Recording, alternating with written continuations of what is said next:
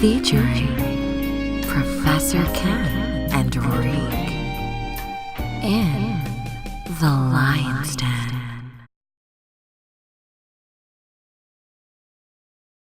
Particular topic I want to go into is Houston. You know, they shut down that robot brothel in Houston. What do you think about that? Oh, well, you know, I mean, I was watching, I think, the 2020 special not too long ago, and those robots, especially in, like, Asia, I mean, people pay big top dollar for these robots, and they actually have sex with these robots. They actually make these robots where they can actually mimic the actual sex of a female. So a lot of these, you know, rich guys buy these dolls, but the fact that they had a brothel in Houston that closed down is baffling to me, because I'm saying to myself is that, you know, who will go to a brothel to have sex with a doll? But actually, that's a good idea. Think about it. I mean, where's the human trafficking in that? Right, Mr. Officer, you know what I'm saying? You know, I mean, all you got to buy the doll. You straight. You ain't got to worry about getting chose up. You know what I mean? You know, you get the doll.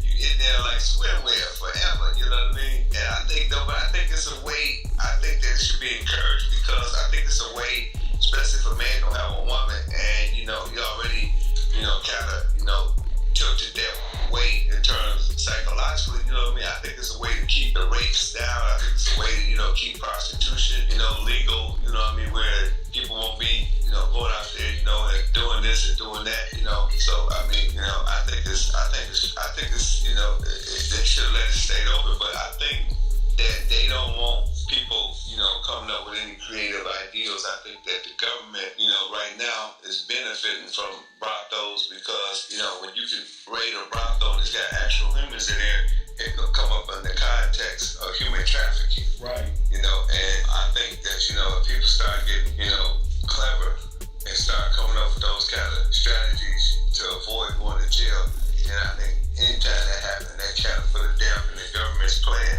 Because I always told people in my book, The Art of Human Chess, in chapter 9, I talk about, you know, being human pawns. And now, you know, like one of my homeboys, you know, down in Dallas, they just arrested him, you know, and put him in jail, you know, for human trafficking. You know what I'm saying? Yeah. So it's like, you know, they've been locking a lot of guys. I know at least 10 guys that they got caught up. You know, the girls been snitching on them, you know, and some of the girls been underage. And just literally getting caught in the hotels with these chicks and stuff like that. And some of these girls, you know, these guys might check them. You know what I'm saying? When they get checked, a lot of them can't take a check. They go they go back and they call the police on guys and get guys' whole household tore apart. You know, their whole stables is falling because of, you know, this human trafficking thing.